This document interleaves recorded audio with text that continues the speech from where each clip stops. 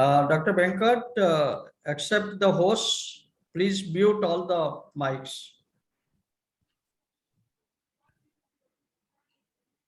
Good morning, everybody. Good morning, everybody. Good morning, everybody. A very warm welcome to the first part of the national webinar on tribal life of India, insiders and outsiders perspective. I, Dr. Ratnottama Das, on behalf of the Department of MIL and LS Modern Indian Languages and Literary Studies, welcome you all to this webinar. And I would like to say a very warm Kamrimo to everybody. This is the lecture way of greeting, because our keynote speaker of today is none other than Ating Liangsang Tamsang, who is a lecture person, a prominent lecture personality. I welcome you all. Good morning, HOD, Professor Patnaik, my colleagues, the teachers, the students, and whoever is attending the seminar, the webinar right now.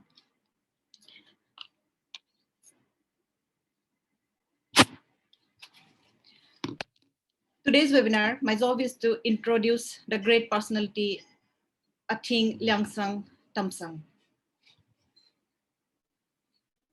It's a little bit difficult for me to start because I don't know how to start, where to start about a person whom I know for last 16 years.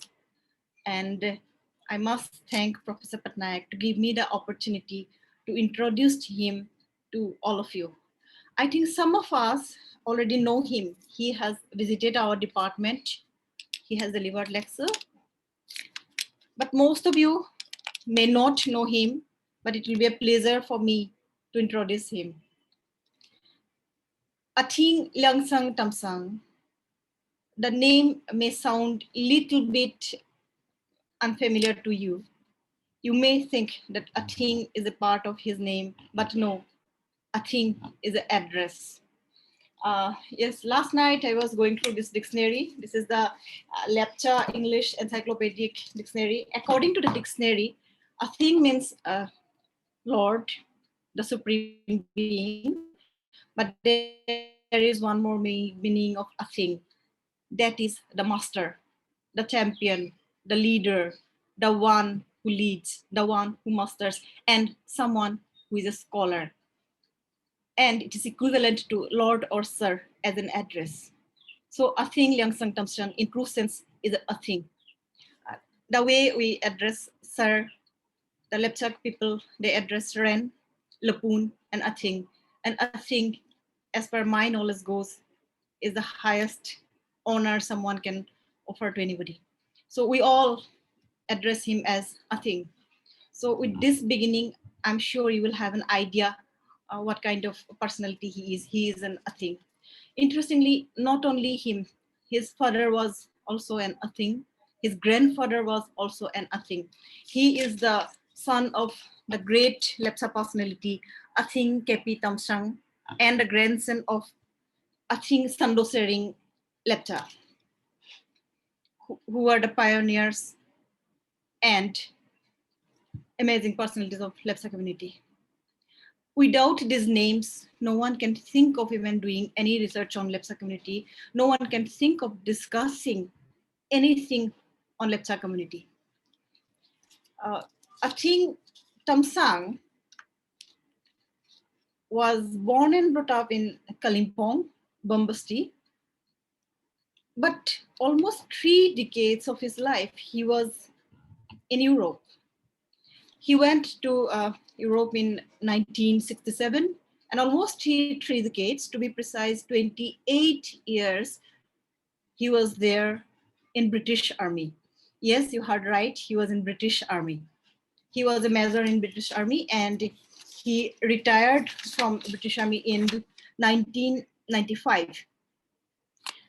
The Great Britain gave him the opportunity to settle down in London, but he decided to come back to his Lepcha people, to his Lepcha land, that is Kalimpong, what they call Maelang, the land of hidden treasure. There is an inspiration behind it. His father, as I have mentioned just now, Athing K.P. Tamsang, he wrote a letter to our dear Athing Lyangsang Tamsang. In that letter, he mentioned, I will quote, "Son, I love you ever so much, but I would wish you to die working for the Lepsas." This is the inspiring sentence in the letter that motivated Athing to work for his community. This letter and about this sentence I came to know when I met Athing Tamsang in 2006. Besides, this quotation is added in prominent Lepsa personalities among the Lepsas in this book. Apart from this, in 1975, Athing Tamsang visited Paris and he observed the French people's love for their language. They were never dominated by English. They would always prefer their own French language. So that also jilted him. This is how, with this background,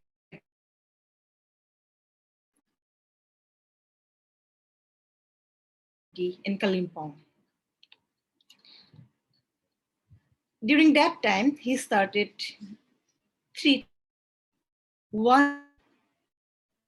the publication of 2 magazines. One is Achule, the another one is King Gebu Achak Birth Anniversary News Magazine. As the name suggests, one is annual and the other one is monthly. And both the magazines are bilingual, Lepcha and English. These 2 magazines became the voice of the Lepcha community later. Apart from this, he started an literary award in the name of his father, Athing K.P. Tamsang. That award also encouraged many Lepcha people to work for the Lepchas. Not only this, he started opening some Lepcha night schools. This is something very great in the field of academics, in the field of education. He started educating the people, those Lepcha people who do not know Lepcha, and started teaching them with the help of some RENs, some teachers in the night schools. There must be many more night schools. My information goes, because last number was 45. It must be many more by the time. Athing Lyangsang Tamsang, not only a leader, a pioneer, a guide, he's like a guardian to the whole community. He's also a writer who writes both in English and Lepcha. To his credit, more than 10 books published, articles more than 35 published. He's a translator, he's an editor, he's a linguist and composer too. He is the recipient of many awards, such as Rashtriya Lokabhasha Samman in 2001. In 2003, Akhil Bharatiya Adivasi Vikas Parishad honored him with Veer Birsa Munda National Award, besides Sahitya Academy Award, and he was conferred the Banga Ratna, one of the highest civilian awards from West Bengal. But for the Lepcha people and for us, he is the Athing. The word itself conveys about him. No word is enough to describe his contribution towards the community. Dr. D.C. Roy writes in his book that he knows him since 1995, but he has never seen him in casual attire. I personally know him since 2006. Yes, I have seen him maybe once or twice, but I always see him in the Lepcha Dumpra, the attire, the hunters, the shirt, the tukro, the rep, and the taktuk, the hat. Today also it is not an exception. You will always find him proudly flaunting his Lepcha identity marker. So maybe personally I'm inspired by him. I am also wearing the Dumdem, the Lepcha female attire. And personally, because I know him. I'm inspired immensely by him. And it is, as I mentioned you in the very beginning, that it is a little bit emotional for me. It is a little bit difficult for me to introduce such a wonderful personality. I think this much is done, or this much is not enough, but I have to stop here, and I have to request Professor P.C. Patnaik, Ren P.C. Patnaik, to deliver his keynote address, but not before thanking our keynote speaker, today's keynote speaker, Ating Langsang Tamsang. Ating Agyap Tokchimo, for being with us, for blessing us. Thank you so much. So over to you, Ren Patnaik. Kamrimo, Ating Langsang Tamsang ji. Already the introduction has been given. I extend one welcome on behalf of the students, teachers of the Department of Modern Indian Languages and Literary Studies, all the participants, and on behalf of the University of Delhi, to our great friend, great scholar, as has been pointed out and very nicely introduced by Dr. Ratnatama Das, and his team members who are also present today to this historic occasion event, in the sense that for the first time we are going to through a new concept for discussion and debate before the learned audience, after listening the insider's view from none other than, I think, please adjust the mic, please. Yeah. I think Liang Shangtam said. And one thing that Dr. Ratnatama Das forgot to mention, that I think Liang Shangtam Singh was the Banga, he was awarded with the Banga Ratna Award a couple of years back. That is the highest award given to anybody by the government of West Bengal. That he missed. So I added that. With no more introduction and not wasting time, I request Athing Langsang Tamsing to deliver his keynote address. And let me tell the audience, since it will be a keynote address, we are not going to invite any questions at the end of the keynote address to maintain the dignity of the address. Over to you. Thank I you. think Tamsiji. Achule. Achule. Thank you, Mo. Thank you, Mo. Toximo. Ren, to begin with, may I say thank you very much indeed for inviting me to this one inviting me to this wonderful program, the webinar on the tribal life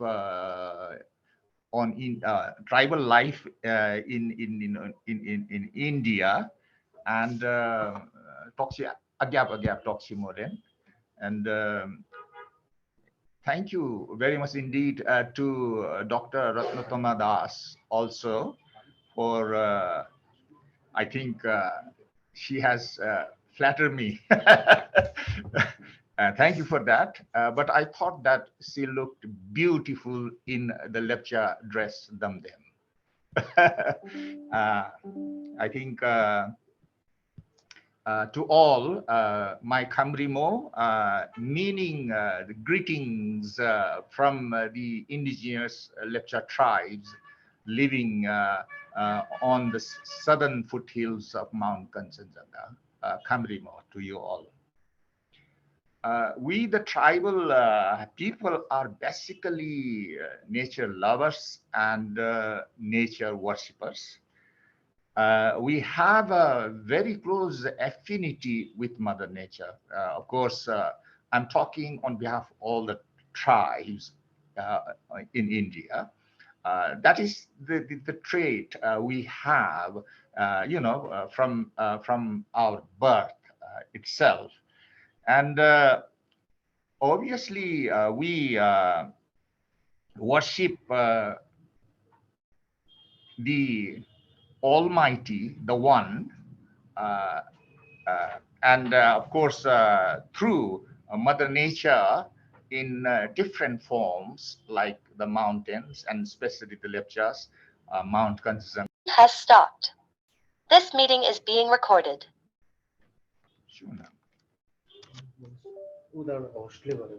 Yeah, sure. Is it okay now, then?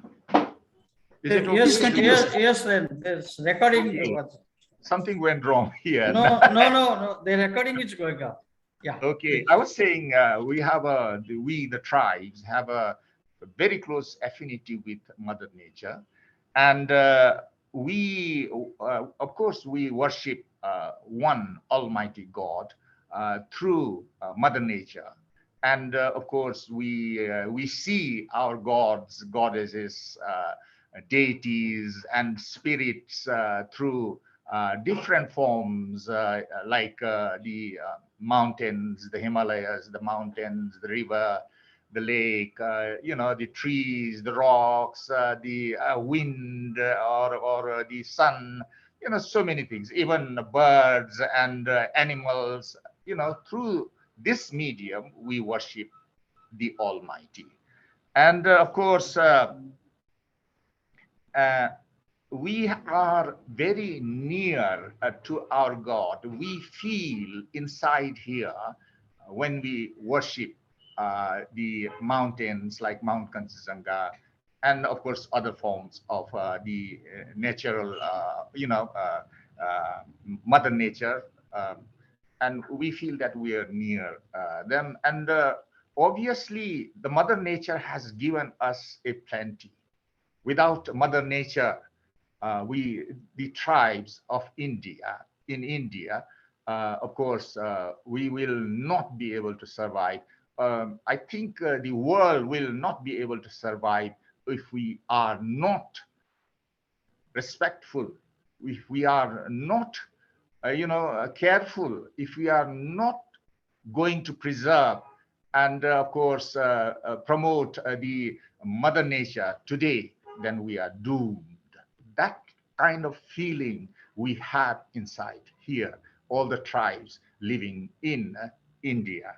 Obviously, of course, we have in the lecture, I said that the Mount Kanchenjunga, the Himalayas are our gods, goddesses, and of course deities, and our spirits. So I thought that I should let my artists, lecture artists, and we believe in arts and culture also. We do a lot of things on it.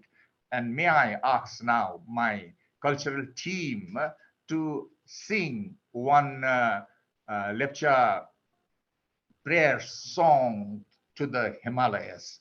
And it is, of course, like I said, is the ovation, prayers and ovations to Mount Kanchenjunga and the Himalayas and Mother Nature. Please.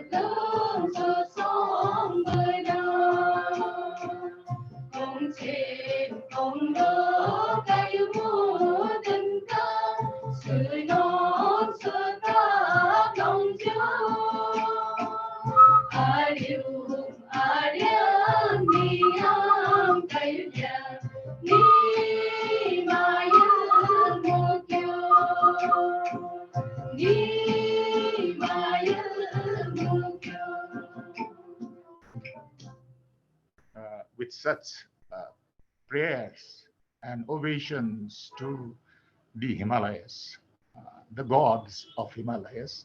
I think they will certainly, I'm sure they'll bless us for our advancement, our development, and our dignity and honor.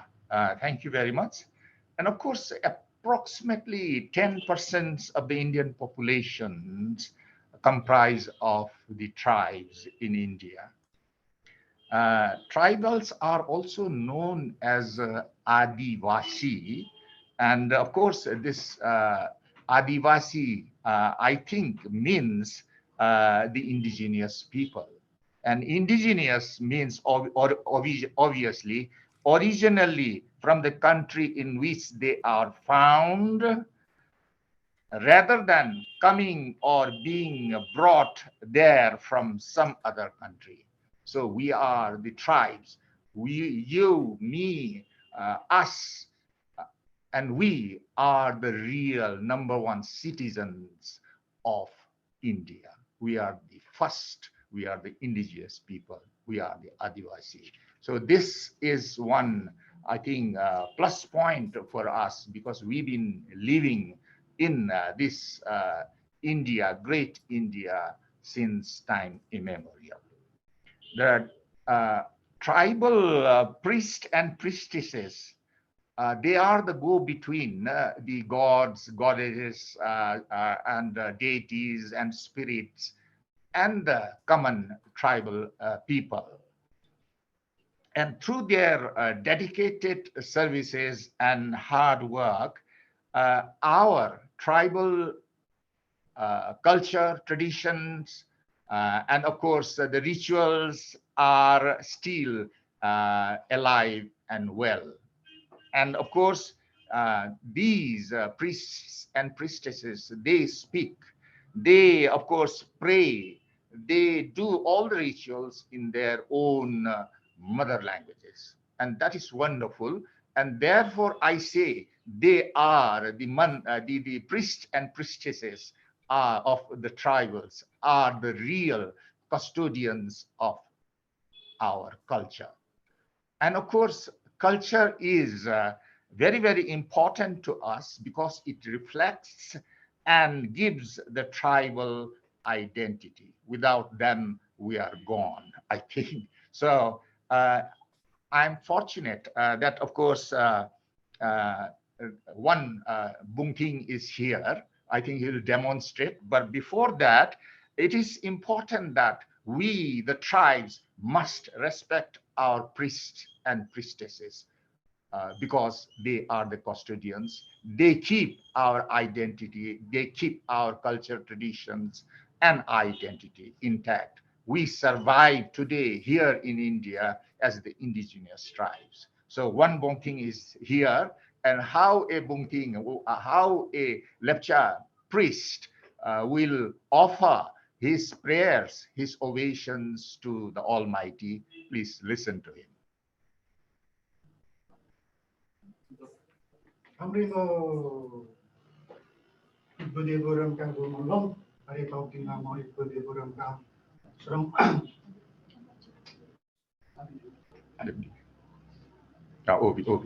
Amrimo Budeburam ka serong gumulong tapi mona kala ka serong.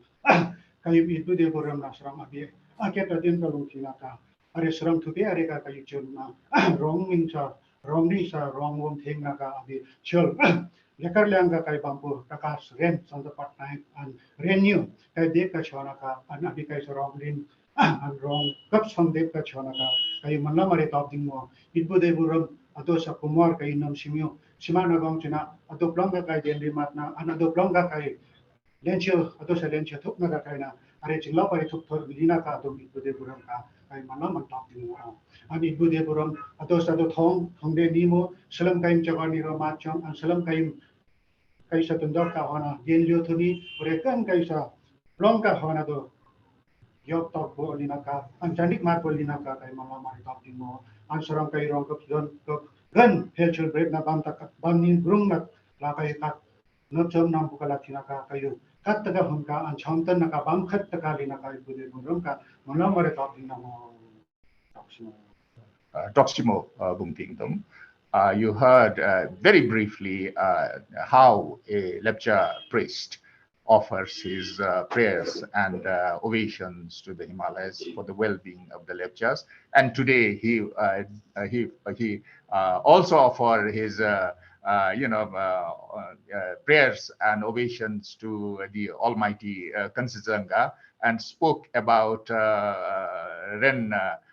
Professor Patnaik as well as Dr. Ratnatama Das, and he blesses you both, and that this is wonderful. I think we need blessings, of course, and of course, going to the next point, I thought that it is important that we touch the tribal,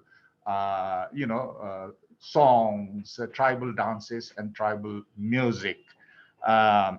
Of course, these tribal songs, dances, and music, reflects and, of course, it touches Mother Nature and to some extent love also. These songs are tribal songs are normally haunting. Haunting means that when you listen it, then it rings in your ears and it lasts for long time. You will not forget such beautiful tune. And when we sing, we the tribes, when we sing, when we play the musical instruments, and when we dance to the tune, I think at that time we are the most happiest people in the world. So tribal music has given us happiness, given us pride, given us all the happiness we have. Although we the tribes living in remote villages, we do not have much, of course, facilities and all. But in small things like tribal songs, dances, and music, we find our happiness. And of course, may I now request the cultural team to give a fast and vigorous lecture song, a tribal song.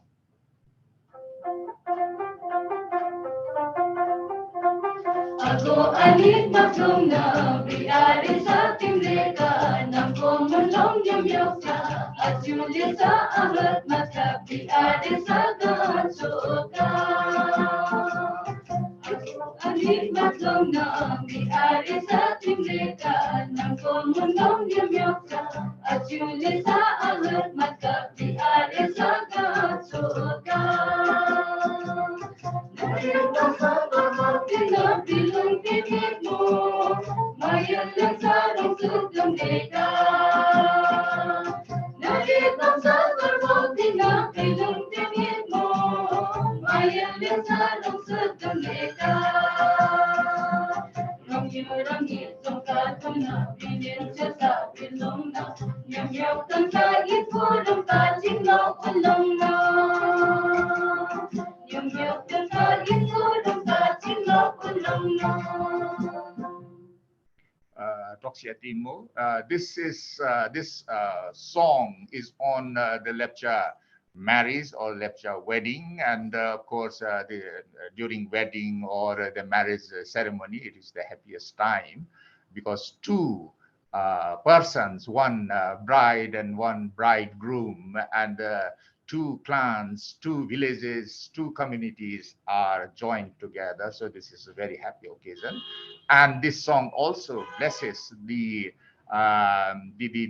bride and bridegroom for their bright future, their happy future, their prosperous future. So this is a song on lecture marriage and lecture wedding. Of course, sitting around the fireplace, our elders, when I say elders, it's both male and female, they tell the lecture folklore, lecture folk tales, lecture stories to their children. And this still happens in remote villages. But unfortunately, those lepchas living in town areas or cities or very advanced lepchas this has not been given importance. But I'm very happy indeed to say that the folklore, folk tales, and lepcha stories based on their culture, their history, their geography still exist in remote villages. And these folk tales, folklore, and the stories are not entertainment to our children, it is an education to them. So even in oral literature, we give education to our children through this folk lore, folk tales, and folk songs. Of course, I must touch the tribal ladies, tribal women. The tribal women are obviously very deft in weaving. We all know that. And men are also expert in making different types of useful household artifacts from bamboo and the cane splits. Of course, and at the same time, of course, I'm happy to say that tribal women, tribal ladies have been empowered since time immemorial. Today we hear that we have to empower the ladies in India and elsewhere, but tribal ladies were empowered since time immemorial. They, of course, they speak out their minds. They do not hesitate. They are free. They feel free and speak out their minds. They take decisions in on matters, their household, their family, and even society, even today. So I'm really happy that we, the tribes in India, are very fortunate that we have this woman empowerment. And I think we maybe, if I'm not wrong, tribal women were empowered long time ago, and they are empowered today, and given more opportunities, our tribal ladies will do well than men. Because I have, since my experience, tells me that our ladies do better than men, because they are serious, they are dedicated, they have a soft corner for their community, their tribal people, and they want to do something constructive. And they give, in fact, in the process, they give the flowers and the fruits to us all. So we have a traditional one folk song on a lepcha lady. Of course, it's a lamentation.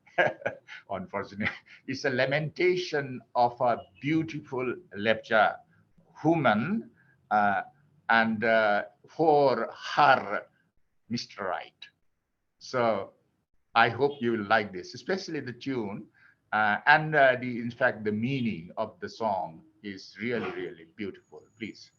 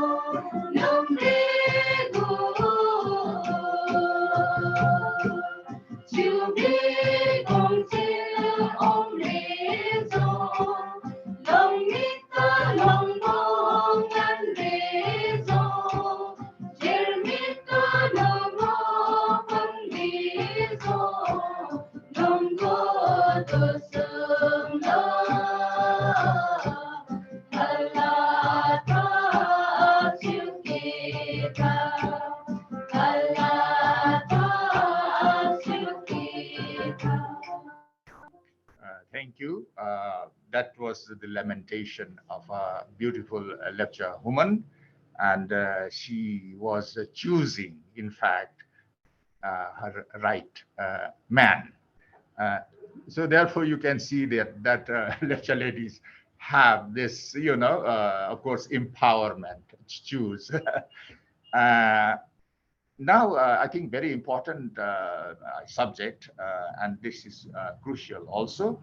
The tribal in India, of course, all have their own old and rich languages. And some of them possess, their own independent scripts also, and they have these literary traditions. But, of course, for the last 26, 27 years, I've been working for the lecture community, and I have been to different parts of India, meeting tribal people in their, places. And I thought that is my suggestion, simple suggestion. I thought that we, the tribal people, should work hard to preserve and promote our languages and literature. That is very important for our posterity. We need to pass this on to our future generation. Therefore, I think we need to work really hard on the tribal languages and literature. We also know that, of course, many tribal communities do not have their own independent script. But I think it is time that they invent their own scripts. If worse come to worse, they should borrow the other scripts also and make sure that they write their culture, their history, their geography, their tradition, everything, songs, you name it, publish books in their own tribal languages, so that we enrich our arts and culture. Because those community who have their own languages, their own literature, and their own culture, they are categorized as the civilized people. So I wish all the tribes in India have their own independent script. They have to, if they do not have, then they need to work now. And of course, write in their own language, publish it in their own languages, and enrich their arts and culture. That way, I think we are enriching the Indian, incredible India, we say, and in incredible India, we, the tribes, are, I think, very, very important. Of course, we have rich songs, dances, music and all, but at the same time, we need literature, tribal literature. It's not only for our future generation, but to show to the outside world that we, the tribes, have our own literature, and we have our own history, we have our own culture, and we have everything. So this is my sort of a request to our tribal community, our tribal friends, that they have this their own independent script. Please remember, today the trend is, of course, we, the tribes, that have become multilingual. Because of the globalization, because of the modernization and all. And therefore, the spoken oral literature is now is being affected badly. So therefore, written literature, tribal literature, is a must for our future generation. And please remember, when a tribal language is gone, if it is finishes, the culture will also vanishes and die out. And so is the tribal identity. We are known, we are very proud of being the indigenous tribes. And we lose, if we lose our language, if we lose our culture, if you lose, these things, then we lose our identity. So in order to keep our identity, uh, and to make India a proud nation in the world. Probably you all know that the Western, the Europeans or Americans or whoever, they are amazed at us because we have such variety of languages, such variety of culture. And if you go to France, Dr. Das was talking about France. They have, of course, they speak only French, one language. But here in India and among the tribes, we have different types, different, very old and rich languages and culture that needs to be protected, that needs to be safeguarded, that needs to be promoted. So therefore, I think language, especially literary tradition among the tribes is very, very important. Now, of course, the most important thing, of course, for the development of the tribes is education. Without education, I think we'll not go far ahead. Right to education in our own mother language in the government, particularly in the government schools, is enshrined in the Constitution of India that we all know. And then recent 2020, of course, new education policy, a white paper announced and published by the government of India. And we, the tribes, hope that it will hold by or adhere to their promised policy. We hope that tribal people and their children will benefit much from these policies, and they will put into practice also. They will recognize and they will introduce it in the government primary school, in the secondary school, in the colleges, in the universities. So that is most important because I think we, the societies, we different tribal societies, we work hard to preserve, to promote our languages, but it is not a permanent solution.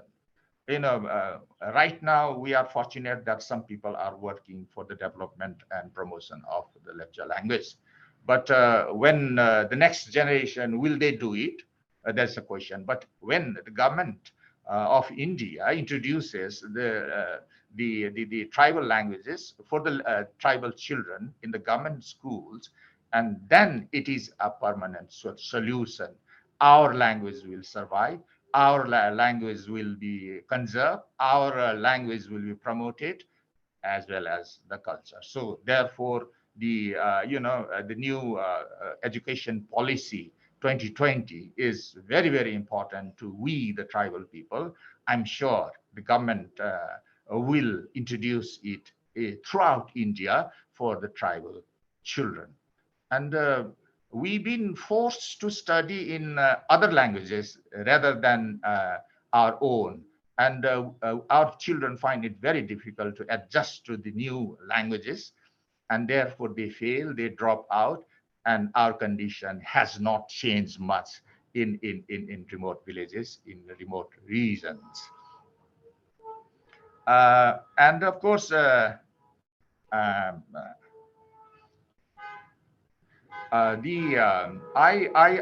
really hope that of course we have the tribal people have grievances. We are not heard of. We want something positive. We approach, but we are not heard. We are not listened to.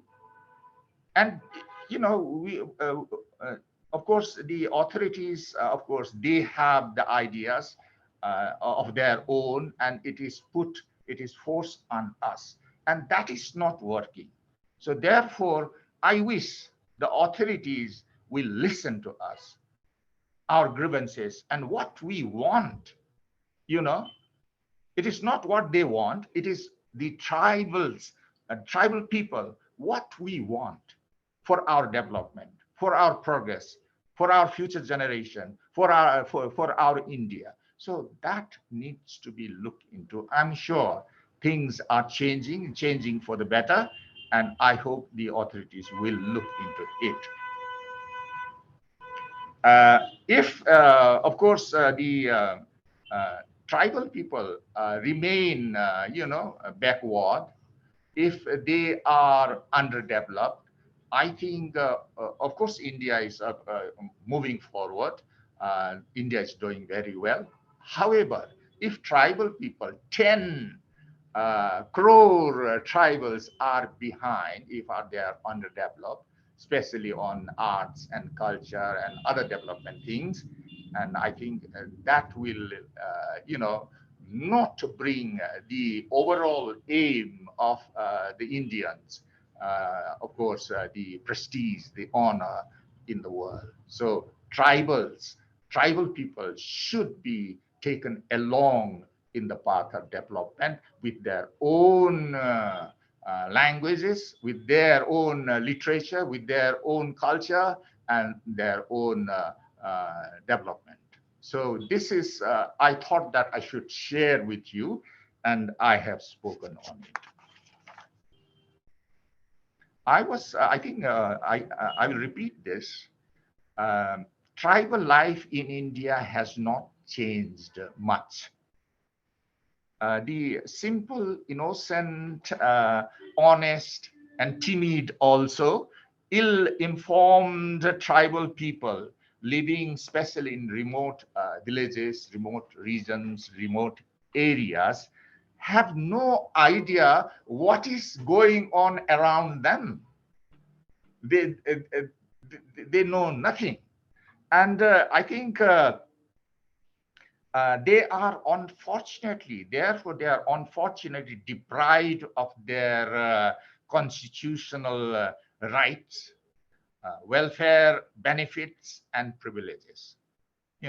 Because they are cut off from the main, main government's, constitutional rights and policies and welfare things.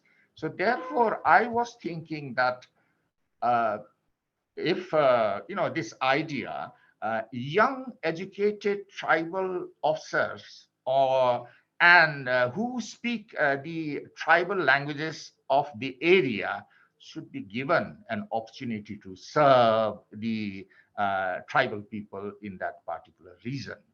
Only then the communication will go better, and a tribal officer will serve the tribal people better, because he can go, he can meet, he can live with them and pass on all this information and bring all the tribal people closer to the government and the other institutions. So with that only, I think with this kind of thing only, then the tribal people living especially in remote places, regions, will advance, will go together with the main main Indian thinking and of course the development.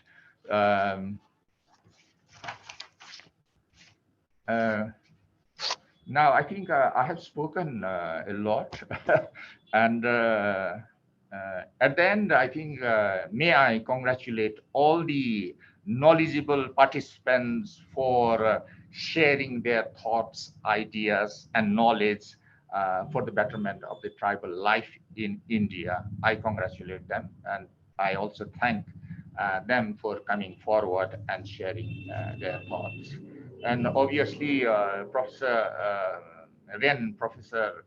Prakash Chandra Patnaik, adom agyap proximo yong, honaka agyap rong plong ka, 욕조가 뭐요? 아적 욕조가 뭐요? 아tom 욕조가 뭐요? 호종 띄올 까이나 소랑 톡더니 뭐요? 아동 떡시 뭐요? And I think I should end my this sort of speech with a lecture song. I'm not a singer, but I feel that I should express in a lecture song. And we call it a preavum. This is, of course, normally it is composed then and there, and we sing on that particular subject. My voice is no good, but still, I think the tribal people should, know, and other people also should know that we have rich tradition, and this tradition should be continued. It should be, promoted, and it should be preserved. With that thought. And I'll, after this is brief one, of course, it goes on and on, but I'll be very brief. And later I will slightly translate it into English also. Achule chubi kong chena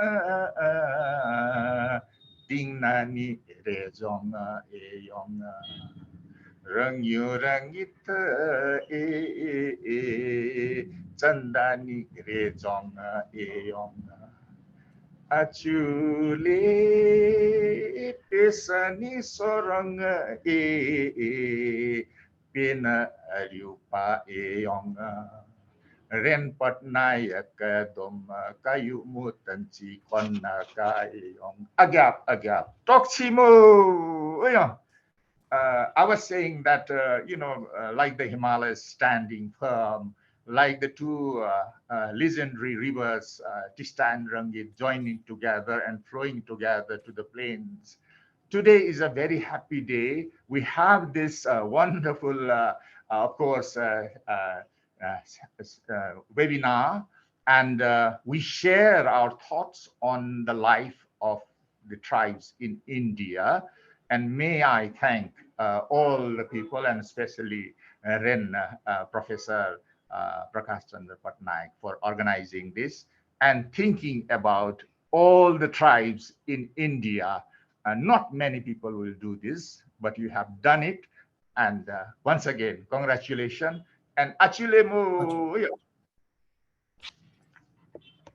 to you, Ren. Okay, right.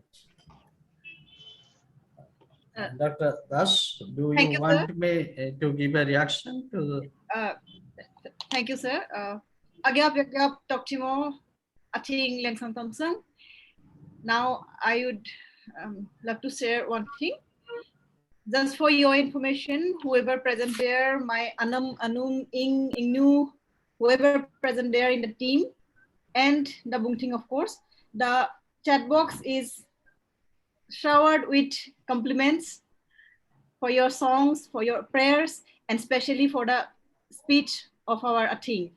So now with this thank you note, I would request our Ren PC Patnaik for his reaction to deliver his speech. Thank you so much. Over to you, Sir Patnaik. Thank you, Dr. Das. My points should be a kind of summary to what I think Langsang Tamsing has delivered in this lecture. And I'm not going to give a speech now because my paper, the concept note, will follow immediately. And what I think Tamsing has done today, I do not think this requires a kind of summary telling or storytelling kind of thing. That itself is an example.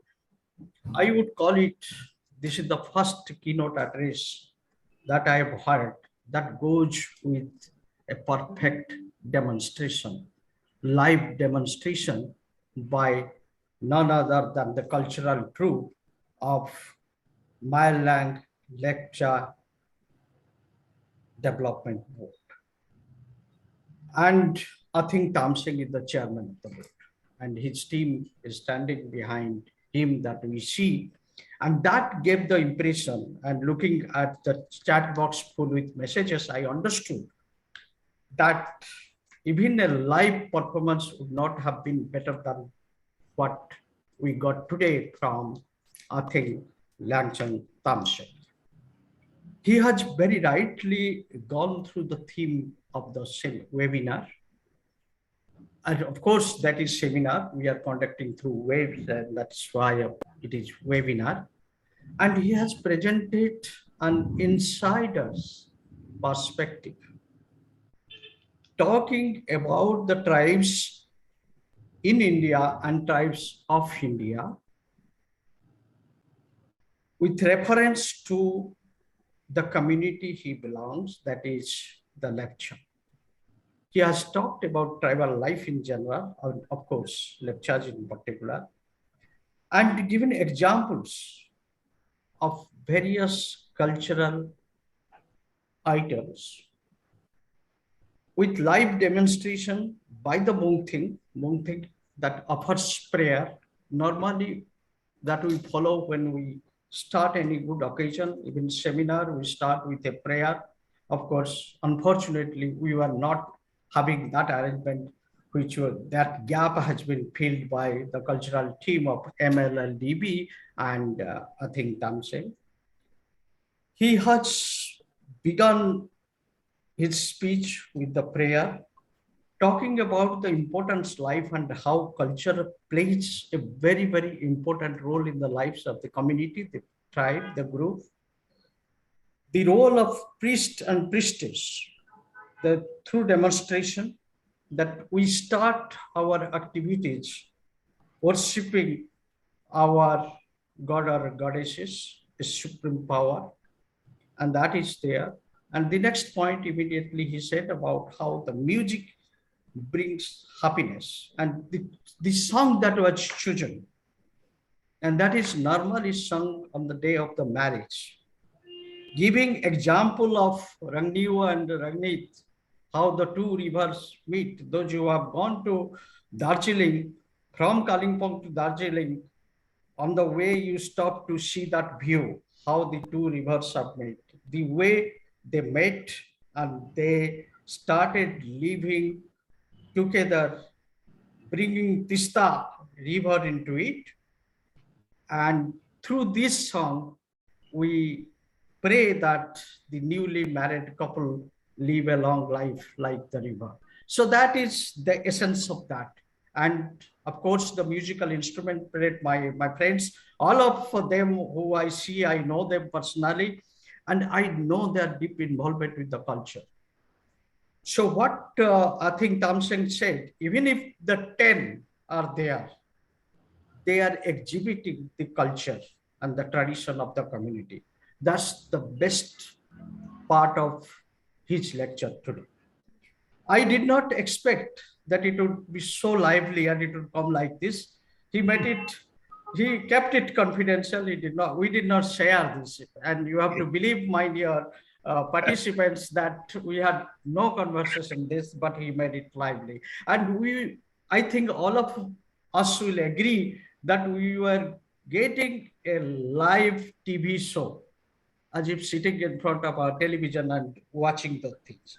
Then he talks about the importance of education, how the oral tradition, oral literature, oral tradition is useful, how the community involves in exhibiting skill in weaving and making handicrafts artifacts.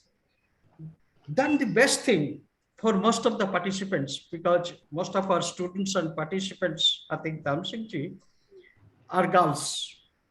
So you have talked about women empowerment. That has become a very fashionable slogan, but which we do not require in our community. And you have emphatically said that in any tribal community, we do not require that, because it is always there, and they have the power, liberty, right to choose the partner. That has also been expressed in a song. I know, of course, the word is lamenting, but may not be that is the correct. Yes, you know, they have, yes, they are not lamenting, they're actually declaring Exactly. that, yeah. And for that, I'm extremely grateful. Then you talked about the languages, the importance of the languages, and a very categorical, powerful statement. If the language goes, the culture will also die. And if the culture dies, the identity of the community goes. And this is a message to all the ethnic communities, indigenous communities, or to those who we say tribals. He also focused on the language, giving reference to National Education Policy 2020. While delivering a couple of lectures on the NEP 2020, and particularly the language issue, my concern is also that if it works, there will be nothing greater than this. If we get education in our own language, that I think Tamseng has been trying through lecture school, trying through different models, taking help and support from different intellectuals from India and from outside.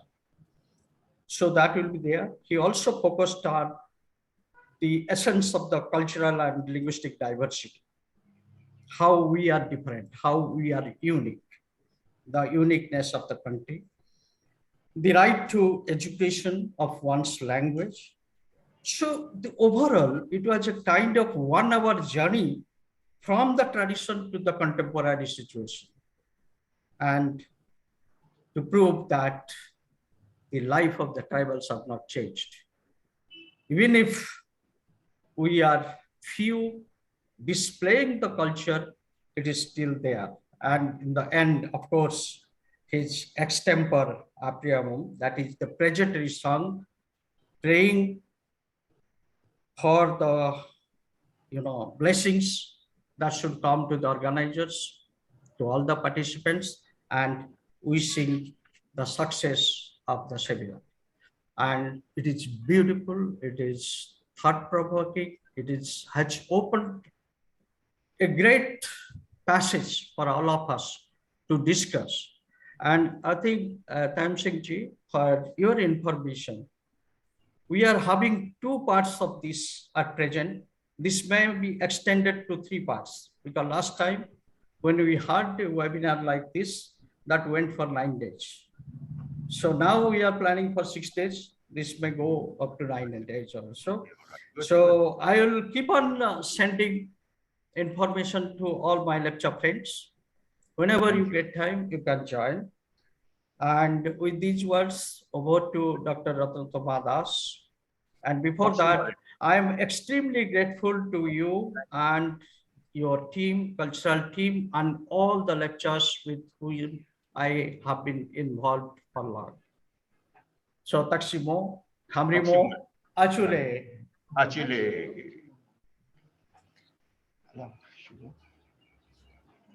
Thank you, Ren Dr. Patnaik. Thank you, sir. Not only the chat box, I'm receiving messages in my WhatsApp also praising the inaugural session. So this is the time for the formal vote of thanks. First and foremost, from the core of my heart, I thank Ren P.C. Patnaik for organizing the National Seminar on Tribal Life of India, Insider and Outsider's Perspective. I offer my sincere thanks to Ating Liangsang Tamsang. Ating, we are really lucky to have you among us. You cannot imagine how different it is, how enriching it is. At least in 16 years of mine in this department, I have never seen such a wonderful inaugural session, I must say, and many will agree with me. Thank you so much, sir, Dr. Ating, Dr. for your wonderful keynote address. Toximo. I offer my thank you to the team of MLLB, Malayalam Development Board. I offer my thanks to my INGS, my INGNU, my ANAM, my Anum, whoever present there.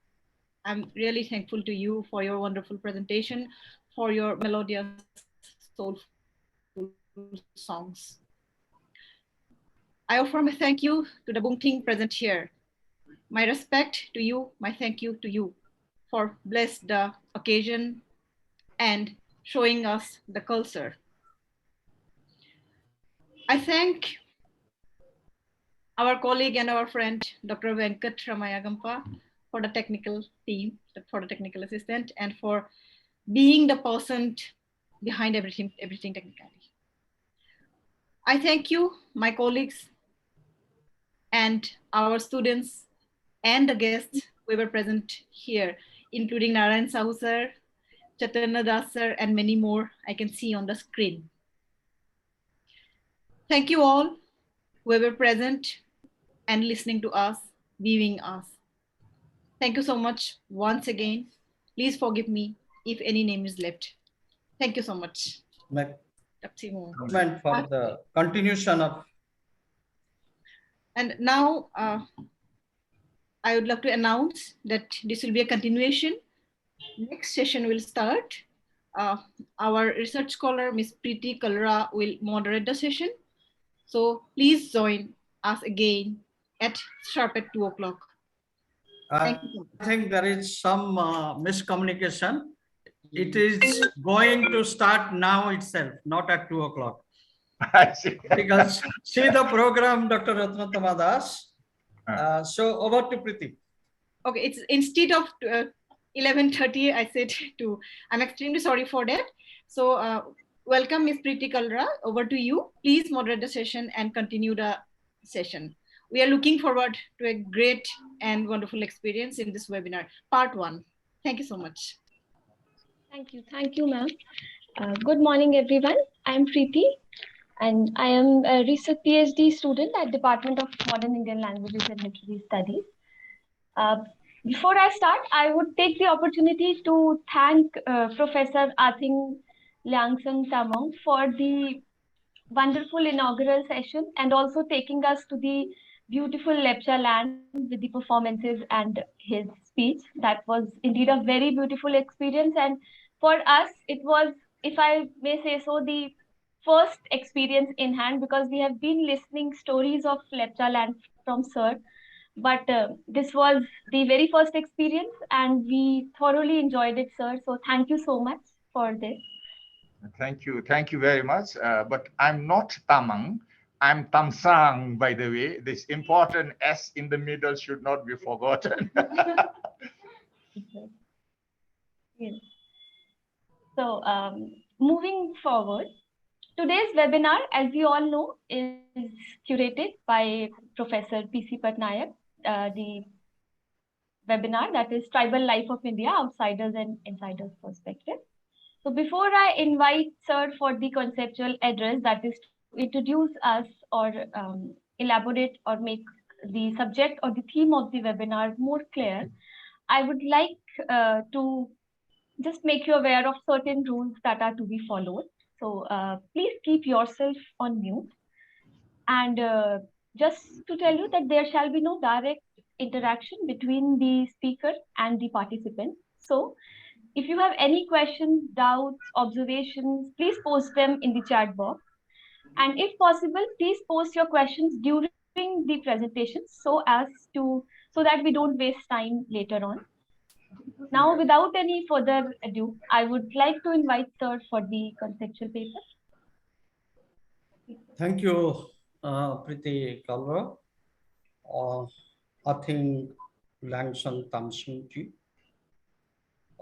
I'm going to discuss on the concept of the theme of the seminar and what is our idea. But I cannot request you, I know your busy schedule and you are with many works. So if you have time, you can join us sometime. You can also stay back.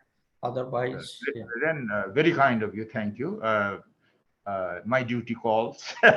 So if you will forgive me, my apology, I have to go. Okay. But so nice, Ren. I think it's so heartening that you have organized this webinar, and of course to do with the tribal life and tribal people in India. It's not one, two, but it's throughout India. And this will be very useful and very beneficial to the tribal people in India. With that thought, again, may I say thank you very much. Toksia Timur. Okay, bye.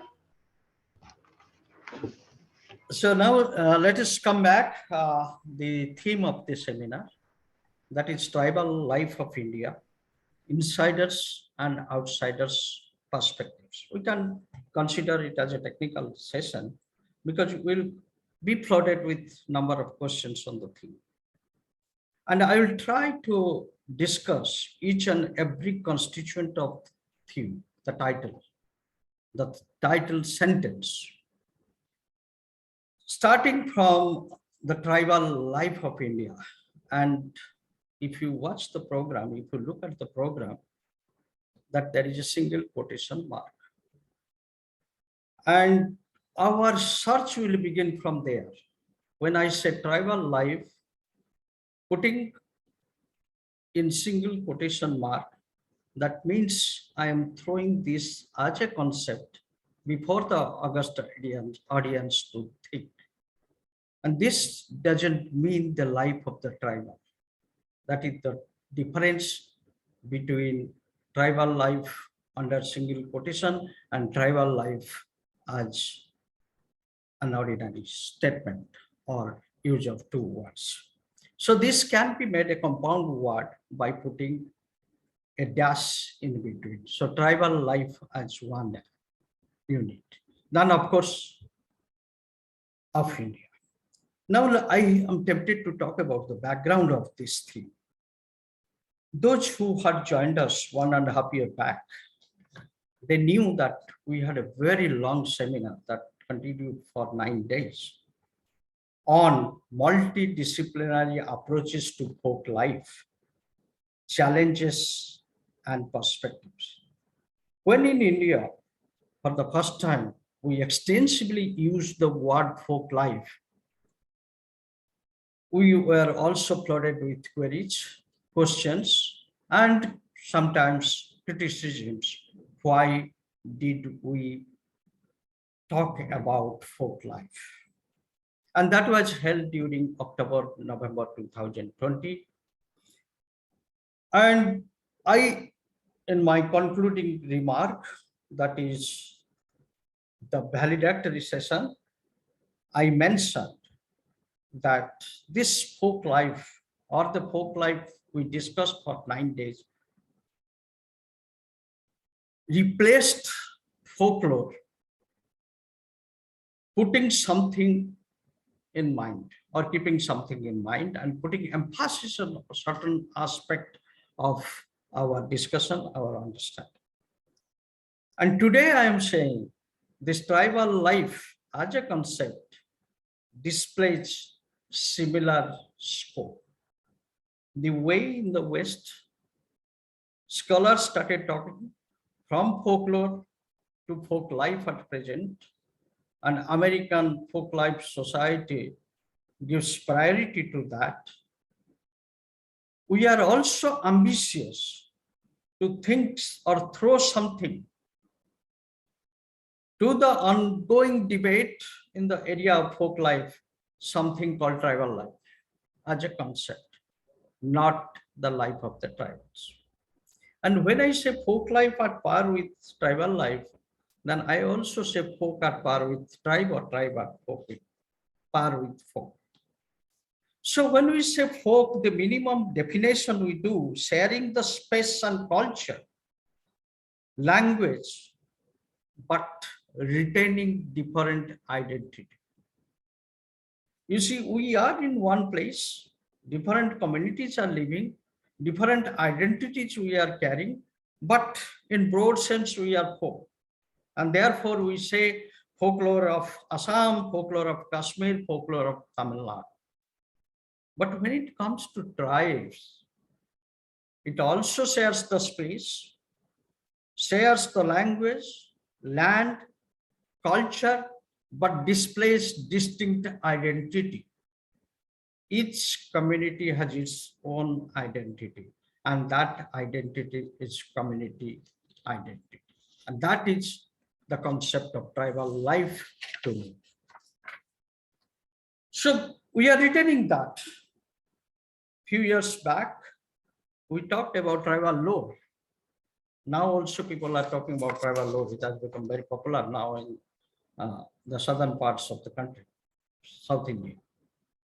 And law referring to the same meaning, that is the knowledge. Whether knowledge of the folk, that means many groups, they inhabit in a particular land, or knowledge of a particular community that is known as tribe, tribal, and there are different terminology used. Today, I think also mentioned Adivasis, we know. And my students know that I have some reservation using the term tribe, but we are helpless because this is the way the terminology is popular. We cannot make changes to that. Though there are other terminologies, we are also retaining tribal life. So it is a concept, and it refers, again, when I talk about tribal life, I am not saying in India. If I say in India, then it will talk about the life of tribals in India. I am talking about the as a concept of India, and that the background is India. A compound formation, not the life of the communities, I am repeating that, known as tribals. A concept, material, that means study material, investigation or study area. So my idea of throwing tribal life as material means like folklore is material for folklore studies. It separates study area or investigation area, and of course a concept. And it has the similar scope of folk life. The way we thought of folk life, we discussed 9 days on folk life in place of folklore. Let us also debate and let us contribute to the ongoing debates on tribal life in place of tribal law. So it will revolving around different tribes, groups of India. So the idea of this is to look or listen to both. Now come to the second part of the concept paper. The theme is insiders and outsiders perspectives. We have already listened hard to one insider, and who is a great tribesman, in the sense a person spending 30 years in Europe, in London, came back to India, worked for the tribe, with the tribe, and remained as a person, a personality of that tribe. So this was the idea of conceiving the paper. And it is not for the first time it has come to me. For last many years, I had been thinking about this. And first such seminar proposal that was thrown by me in Vishwabharati Santiniketan a couple of years back. But on exactly the same topic, because the topic was proposed by me as a member of that Center of Excellence team. But the outcome was not that encouraging. Then I thought, why should not I try here from my department, from University of Delhi? So now come to the second part, insiders. This is also raises 1,000 questions. Who are the insiders? Who do we call insiders? So I selected some points. I thought of some lines, under which we can discuss who are the insiders. First is who share land, culture, language, and surroundings. Is it try to link it with my idea of the concept of tribal life? They share the land where they live. They share the language for communication, They are the share the culture that they carry, and of course, the surroundings. And without surroundings, we cannot talk about life. That we have already discussed 1.5 years back in our folk life things. How the surroundings plays an important role. And within the surroundings, there may be only one community or there are many communities. And when there are many communities living in a particular geographic space, they share land, they share culture, languages may be different, and they share the surroundings. And we believe insider is the person who has the knowledge or lore of the community. Otherwise, I cannot call someone as insider. Just carrying the name or surname doesn't display that someone is insider. So who has the knowledge or lore of the community? And this knowledge is the acquired knowledge, not individual knowledge, not the knowledge that one has read from the books. Is a member of the community. These are all insiders. Is a member of the community through birth, right, or occupying some positions. And these positions are the administrative position, religious positions, again referring to that particular community. The person should have involvements since the childhood days. Then only we can call insider. They are settled or migrated, again referring to the land. Otherwise, I cannot call someone as insider. And last, but the most important on the present listing of the characteristics is the feeling of indigenousness. And that means we are the first inhabitants of the land. That is the prime characteristics of any indigenous communities. And when I use the word indigenous, I am referring to the tribes only, Adivasis. There may be many terminology, but when I use indigenous, I refer to that. Then who has the feeling of first in everything, that my land is the first land in the universe. My language was the first language, my culture was the first, and the surroundings I have been getting in my habitation area is the first made for us.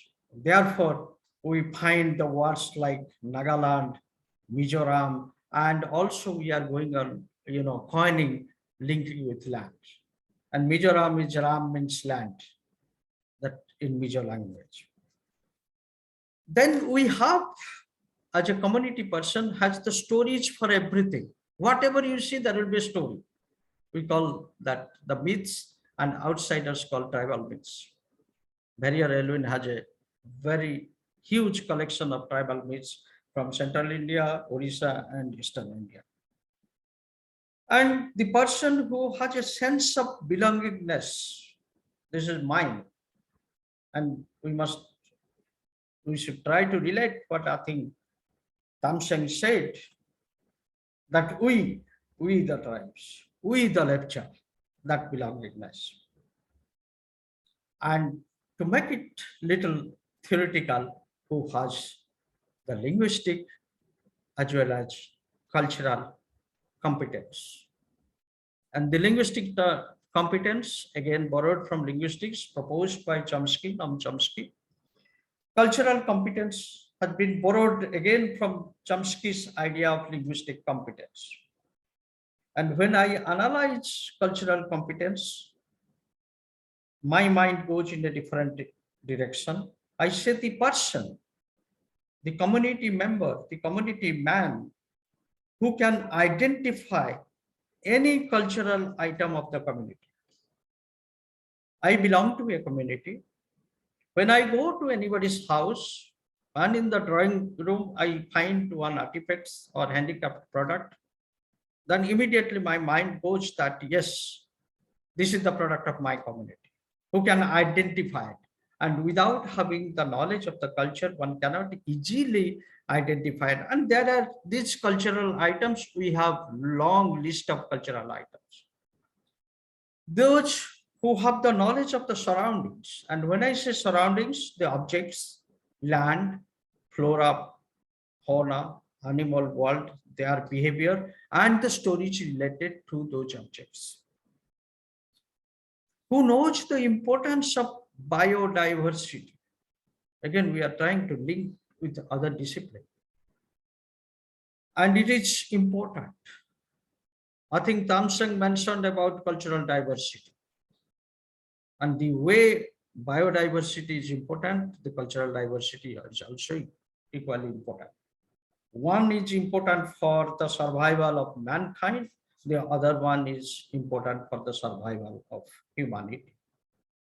And then a sense of community life, a different worldview that I am from that community, and which is called in anthropology, social anthropology, cultural studies, and folklore studies as the emic, E-M-I-C, emic perspective.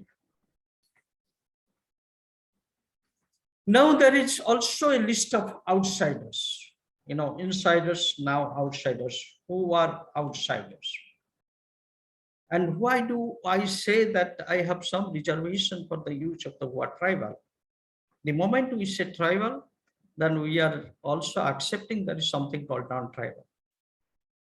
There are efforts to establish supremacy based on the quest of identity that comes automatically. If we say that tribals, then conscious effort to establish the supremacy with the other groups. There are different communities referred as different tribes, and one group tries to show the supremacy over the other. And when we say non-tribal, automatically we create a psychological distance that they have nothing to do with the community people, the indigenous community people. And even if they share the same land, same environment, same surroundings, by using the term non-tribal, we are creating a psychological distance, a gap. And that gives rise to the feeling of we and they, our and their, and so on. So there is always the neighboring communities also behave as outsiders. And in the list of outsiders, the first one for me is the neighboring communities, other than a particular community. Second point is who are the visitors to that land where the communities live. Let us start from the tourists. And they have limited interest. They consider the tribals as museum items.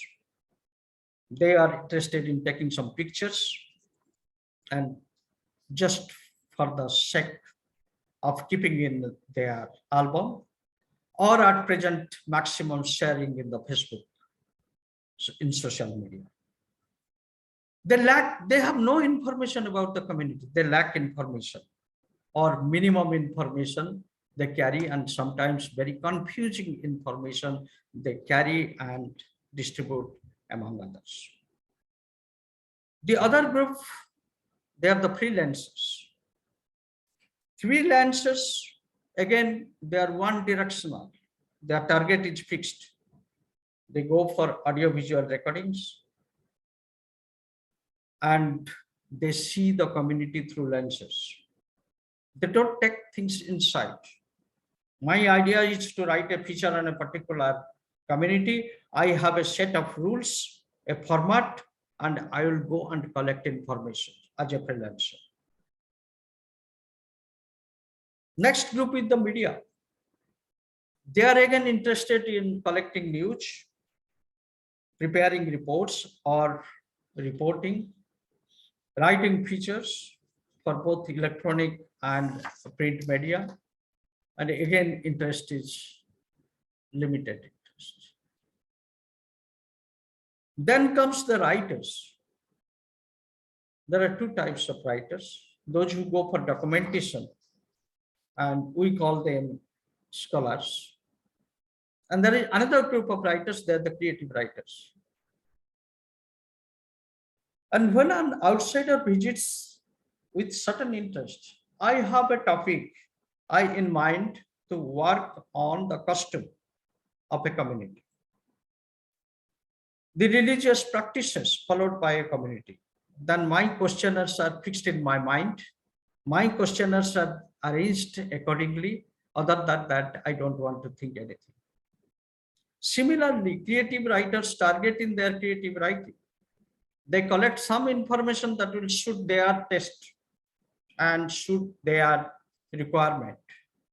If it is autobiographical writing, definitely involving them. If it is a fiction novel, then the portion that will suit them or their characters, they are easily collecting that information. That is again outsider's perspective. And therefore, a good critic questions the adequacy of such descriptions, whether the descriptions are adequate. We have received a couple of papers in this seminar, in this webinar on tribal life in literature. And I think the paper presenters will have to look at that whether that information is adequate. Can we present a community through the creative writings? Next group are the artists. Again, one group is the paintings, those who write, those who paint, those who create art, and another is performers, and who are busy in collecting performance materials, doing mixing, remixing, like that. They are also outsiders, and they have the fixed interest. Data collectors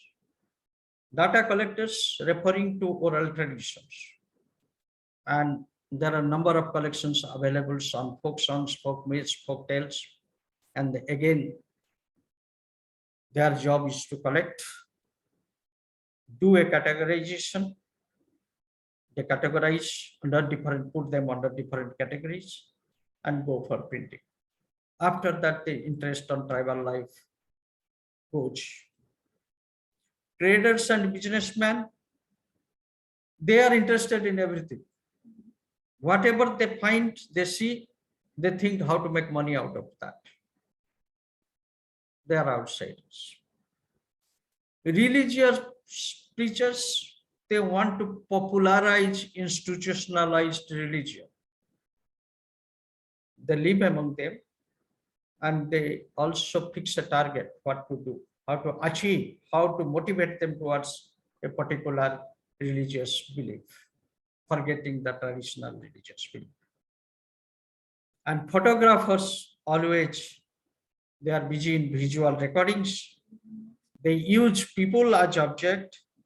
They use cultural heritage, tangible cultural heritage for their benefit, and they don't care for the land, they care for the landscape. Because it should come out, good paintings, good photographs, good pictures, good images, and for whatever purpose. Then we all, that the researchers, and researchers from different disciplines. We cannot name a discipline from where the researchers are not interested in tribal life. Researchers from different disciplines are interested in tribal life, and they are collecting data and material for their purpose. They interpret those data, keeping in mind what is their requirement. And their interpretations always takes a different turn because that suits the researcher's interest, including and more including anthropologists. And therefore, the social anthropologists, they're not happy when we enter their domain. They consider this is encroachment. And for long in the world, tribal has remained a subject of the discipline of the anthropologist, social anthropology. The Idea of researcher is to collect information, go for interpretations as per their requirement, the way they like, produce a report, they submit it. The involvement is always with the personal gain. It is always for the personal and less for the societal. And once that is over, they also forget there is something called tribal. In India, the government officials, they are also outsiders who work in that area. I think Samsung said that the government officials working in that area should be from the community. And there is a point in telling like this, because he has realized the mapping, the motivation of outsiders and insiders. So mostly they come out of kind of compulsions, because they are in government job, wherever the transfer will be, the officials have to go and work. So there is no motivation to work for the development of the community.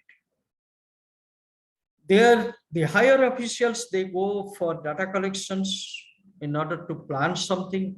So planning and implementations.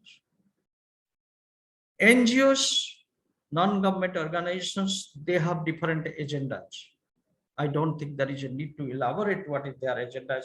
All of us have experienced what they want and how they want. And so we can go on categorizing these outsiders. There are many other categories under outsiders, and I'm avoiding in order to avoid controversial statements. So the last line on this, expressions on this discussion is the outsiders' understanding of tribal life is always selective. Always selective. They are not worried for many things. They are always selective. And therefore, in social anthropology, we call it ethic view. So now ethic and emic, two terms have come. In my concept load, I had also mentioned about it. I should explain what is that. That is used in anthropology, cultural studies, folklore studies, but borrowed from linguistics. Originally, term ethic and emic were used in linguistics.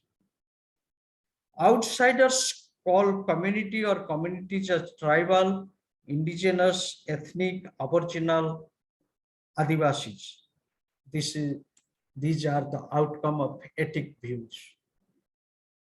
Insiders do not call I am an Adivasi or I am a tribal.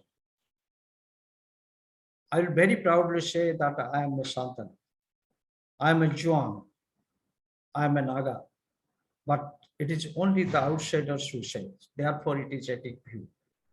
And this notion of calling them in different names, aboriginal, tribals, indigenous, ethnic, and Adivasis, is expanded and affects the identity of the community. This is the point I want to make, and I want all of you to think.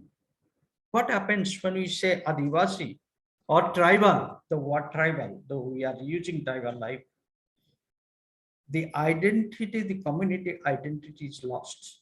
There is a name for the community, there is a name for the language, and that is hidden, that is lost.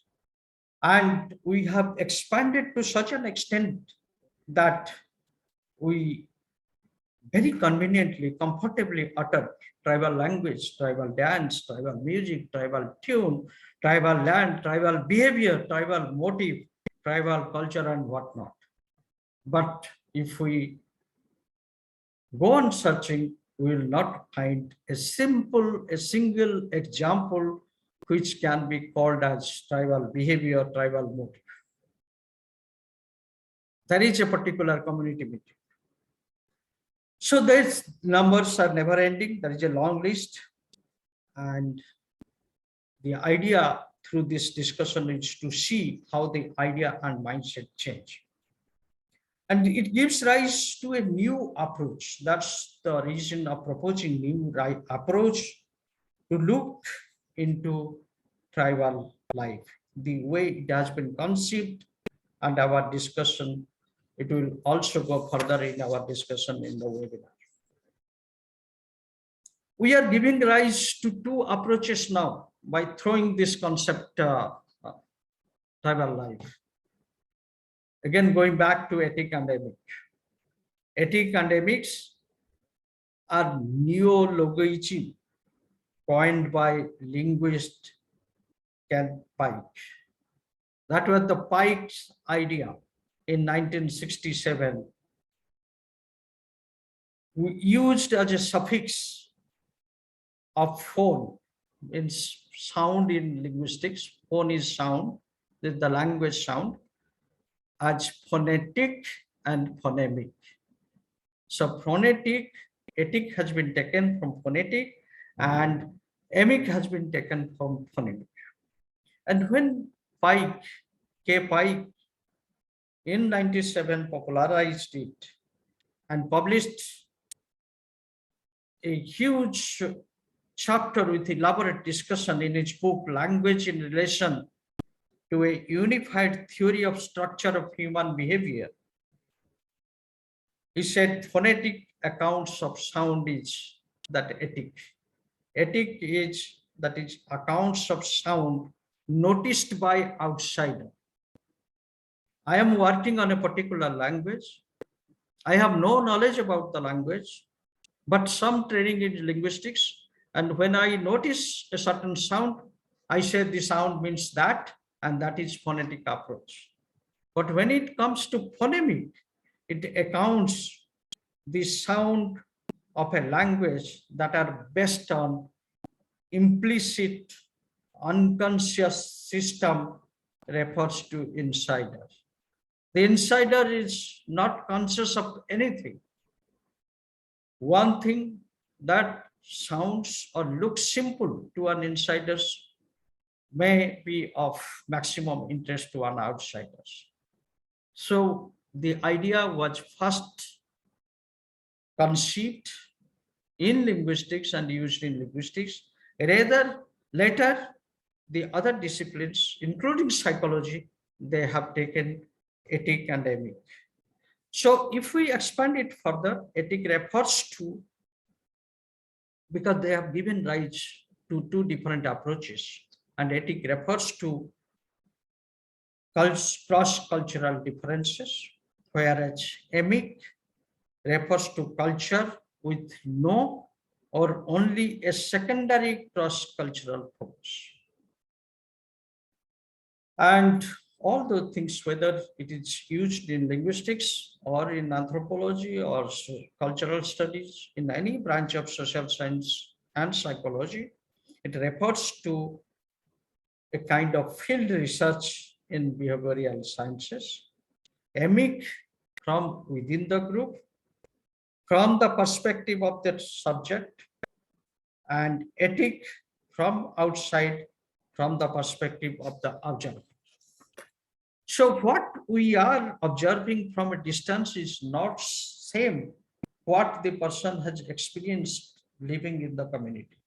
So emic and ethic are two basic standpoints from which a human observer can describe human behavior, each of them valuable for certain specific purposes. I cannot argue what, or that is not my idea of arguing that always the ethic views do not carry any significance, any importance. Sometimes they do carry. So there is no end to any discussion. We will deliberate upon the theme and related sub-themes during the web seminar on tribal life of India, insiders and outsiders perspectives. I repeat, which will have two parts. It may be extended to a third possibility is there for a third part. And to know more, I appeal to all the participants, please join in all the session. And in the evening, there will be a panel discussion at 6 p.m. It's for an hour. Listen to our panelists. And panelists consist of two insiders and two outsiders. And what is their approach to the concept within single quote tribal life. If we come out with certain discussions, we come out with certain results, certain outputs, then we will be able to project from the Department of Modern Indian Language and Literary Studies, tribal life at par with folk life. Thank you very much for listening me. I have also spoken quite a lot. And I would love if a couple of questions are there. Of course, it is left to the moderators who will have the control over the time. Thank you, sir. Thank you for introducing us to the concept note and explaining us so well. Now I request the audience to please post your questions in the chat box. If you have any doubts, queries, observations, sir will be happy to address them. Actually, he loves doing that.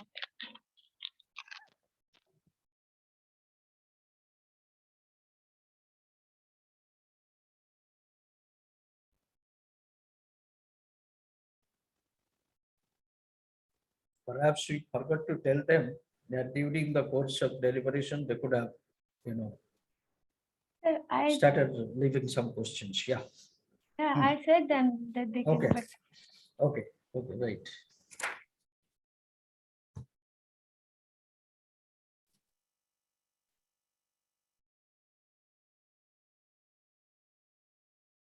Till the time they post their questions, if you would like to share your personal experience of being an outsider or insider, the best memory, maybe, if I say so, because we treat you as an insider, but yes, your experiences as an outsider. No, I will not talk about my experience now because there's never-ending experiences because of my personal association for last 4 decades. Starting from the first community, I worked on the linguistic aspect of that community. But the thing is, what I find, there are certain things which we do not consider important. When we visit a community, while doing our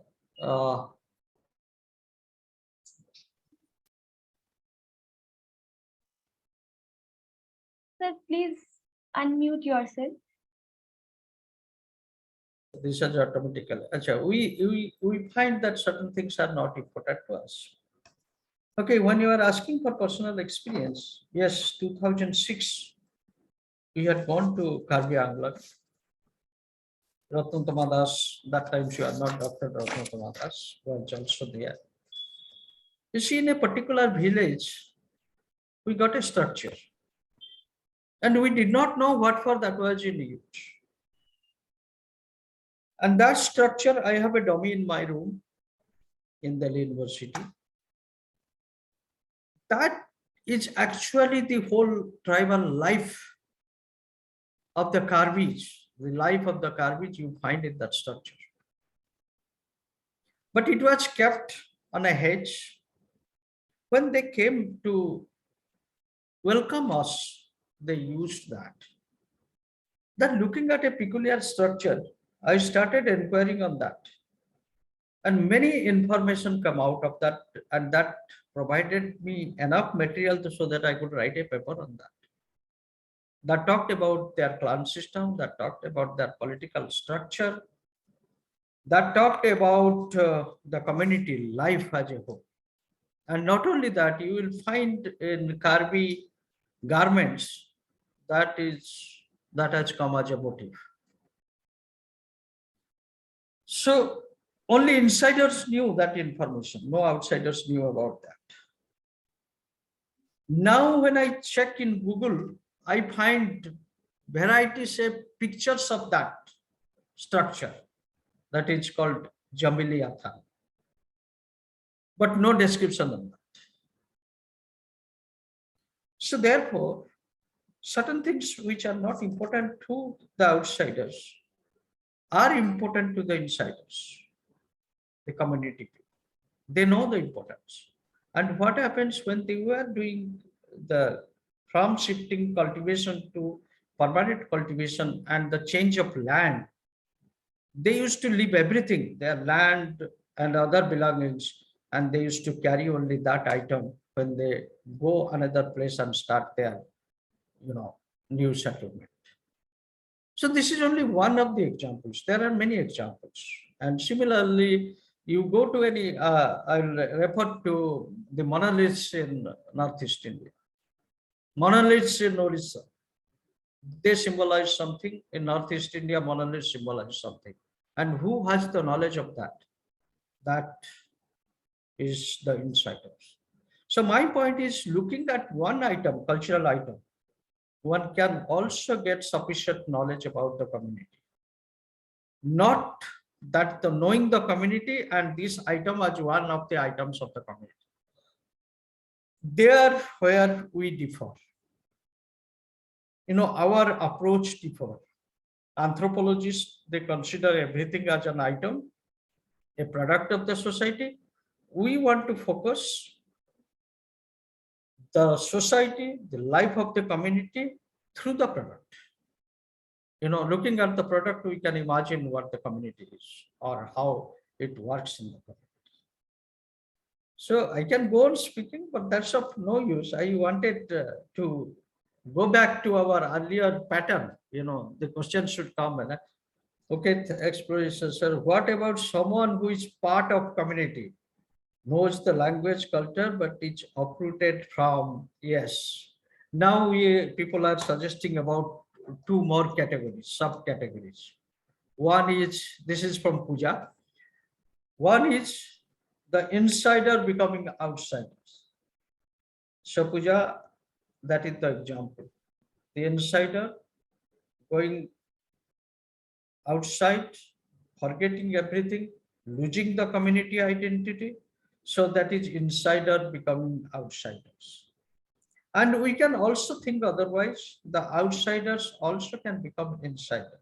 And it depends upon how long. There are many examples, many social anthropologists from the West, they have come to India and they have stayed and they have become the outsiders. They form that category, outsiders becoming insiders. And if I refer to Lepcha communities, the first Lepcha grammarian is an outsider, Manueli, who stayed in Lepcha land 150 years back. Barrier Eluin is an outsiders and done extensive work, learned many languages, have gained sufficient knowledge about different cultures, of ethnic cultures of India. So we are giving rise to, or we are talking about two more categories. One is insider becoming outsiders and outsider becoming insiders. But our focus in this seminar, of course, Puja, only the insiders' perspectives and outsiders' perspectives. Thank you. I think we are on time because, yeah. Sir, We'll discuss again. Sir, Durjati sir wants to have an interaction with you. Hello, sir. Durjati here. Yes, please. So I just wanted to ask a quick question. This is regarding language, because, and also this is something that most of the researchers in my department encounter this problem. One is the aspect of language.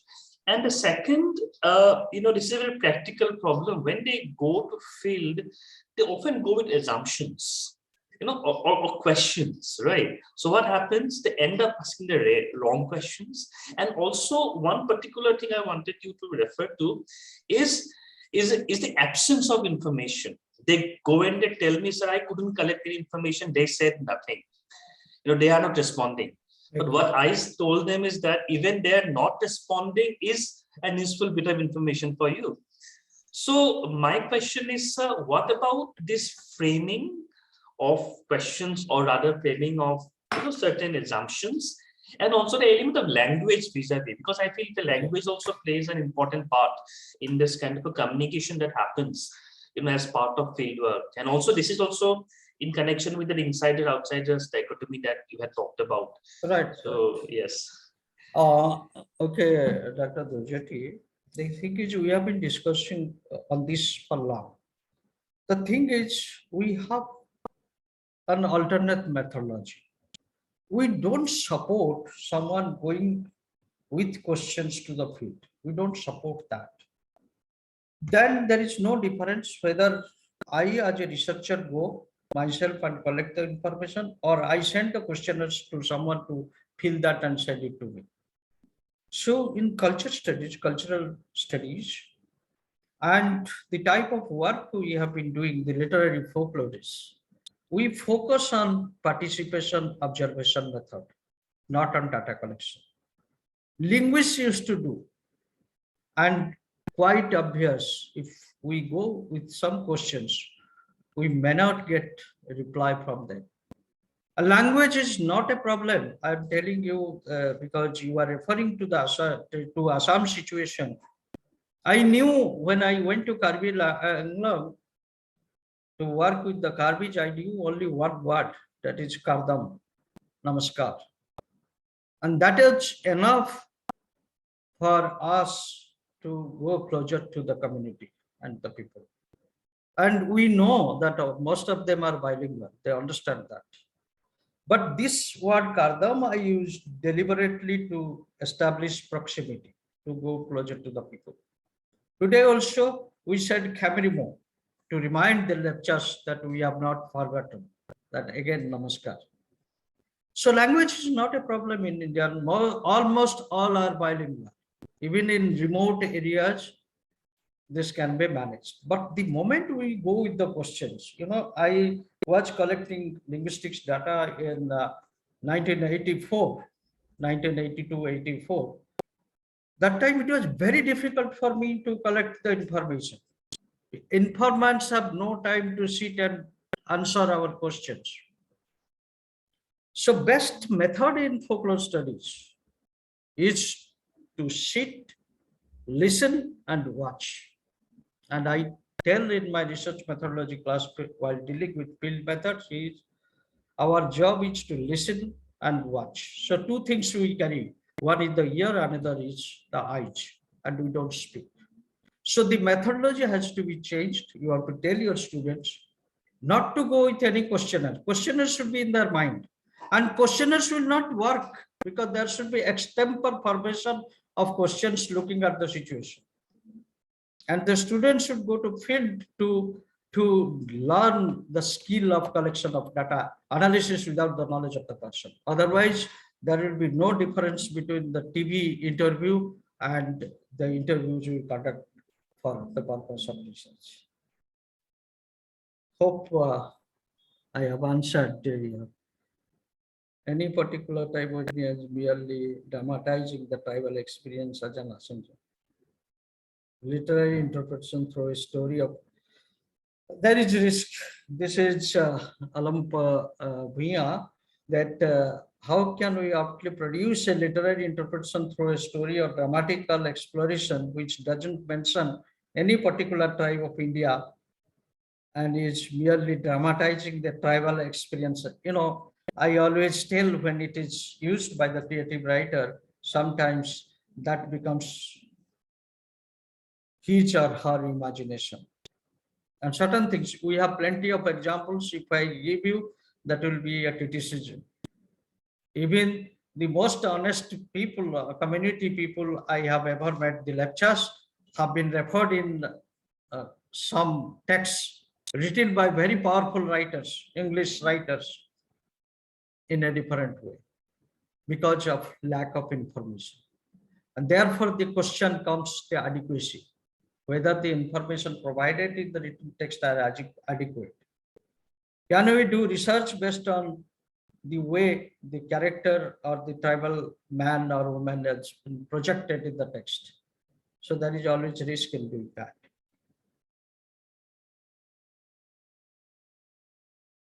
Okay. Yes. Okay, so we don't have any other questions. Okay. Oh, no, we have to, yes, we have to wind Yes, up now. Yeah. Okay, We thank you. should not violate the norm. Thank you very much, Priti, for conducting nicely. And thank all the participants for listening. Thank you, sir. Thank you, everyone, for joining us for session 1. We have another session lined up at 2 p.m. Please join us, and you'll get more perspectives, insiders and outsiders perspectives. So please join us for the next session at 2 p.m. Thank you. So Sir. thank you, Dr. Bangkok, for taking the pain, and we expect him again at 2 o'clock. Sir, we expect you on all days, Venkat sir. Yes, yes. And support system. Yes. Okay, Thank sir. you so much. And you have to be here for all the sessions, not only the next session.